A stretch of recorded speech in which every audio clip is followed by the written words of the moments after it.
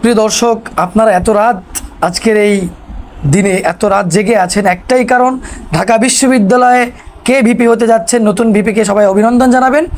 এবং আগাম বার্তা আমি একটা দিতে চাই যে আমি এই মুহূর্তে যতটুকু জানতে পেরেছি, এমনকি সাংবাদিক ইলিয়াসও জানিয়ে দিয়েছেন এই মাত্র 5 মিনিট আগে, জানতে পেরেছি যে ঢাকা বিশ্ববিদ্যালয়ের আনাচে যেভাবে উত্তেজনা শুরু হয়ে গিয়েছে, এমনকি সাদিক সাদিক নামের যেই স্লোগানটি আমরা পাচ্ছি তার দ্বারা আমরা ইসলামের বিজয় শুনতে পাচ্ছি যে ঢাকা বিশ্ববিদ্যালয়ের মতো জায়গাতে আমরা নতুন ভিপি হিসেবে পাচ্ছি সাদিক নামের সেই ভাইকে।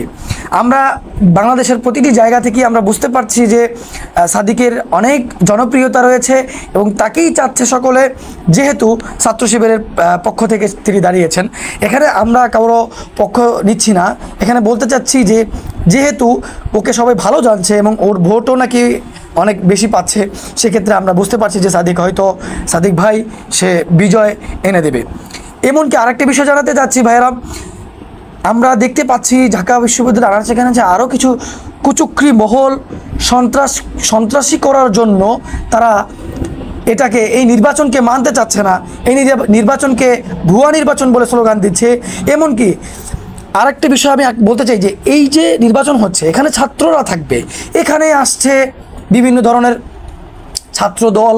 ছাত্রদল না, এখানে আসছে বিভিন্ন ধরনের যুব দল, বিএনপির বড় বড় নেতাকর্মীরা আমি দেখতে পাচ্ছি তারা আনাচে কাছে ঘুরে বেড়াচ্ছে এবং ভুয়া স্লোগান দিচ্ছে এবং আরও একটা স্লোগান দিচ্ছে রাজাকার বলে স্লোগান দিচ্ছে। আমি বলতে চাচ্ছি, আপনারা কি সেই আওয়ামী লীগের দোসর হতে চাচ্ছেন? সেজন্য এই সমস্ত কথা বলতেছেন? ভাই, নির্বাচন হচ্ছে ছাত্রদের, এটা এমনকি আমাদের এই যে সাদিক বলে দিয়েছে যে ভাই এখানে হার জিত থাকবেই, হারি বা জিতি আমরা সবাই এক।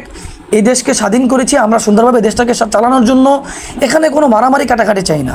আর সেখানে ছাত্রদলের কিছু কর্মীরা, এমনকি আবিদকেও আমি দেখেছি সে স্লোগান দিয়ে যাচ্ছে, এখন পর্যন্ত ফলাফলের মাধ্যমে সে স্লোগান দিয়ে যাচ্ছে।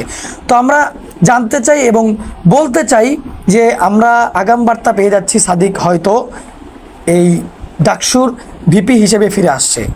এবং সবাই চোখ রাখুন, দেখতে থাকুন সম্পূর্ণ ভিডিওটি, আর দেখার পরে আপনারা লাইক করে কমেন্ট করে জানিয়ে যাবেন আপনাদের মন্তব্যটি।